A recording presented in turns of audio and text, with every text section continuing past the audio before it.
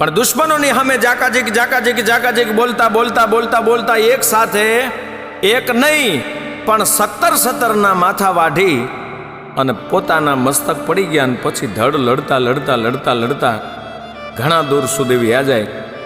એ સમયમાં કોઈ મેલી વિદ્યાવાળાએ એમના પર શ્રાપનો છંટકાવ કરે, દારૂનો છંટકાવ કરે. એટલે શરીર પવિત્રતાના આભડસેટ લગાડવા માટે એના ઉપર દારૂનો છંટકાવ કર્યો. ધડ પડ્યા રહ્યા છે. પણ આ વાતને 900 વર્ષના વાણા વાઈ ગયા પછી હવે મારે મૂળ વાત જે કરવી છે, આજ પણ એ ધરતીમાં તમે જાઓ ને તો તમને રાજાજી તેજાજીનો હોકારો મળે એવી ધરતી છે. હજારો માણસ ત્યાં ઉમટે છે. દુખિયાના દુઃખ આવે તો બધાએ રોતા રોતા આવે અને હસતા હસતા જાય એવું એક ધામ એટલે ભાલની ધરતી ભોળાજ.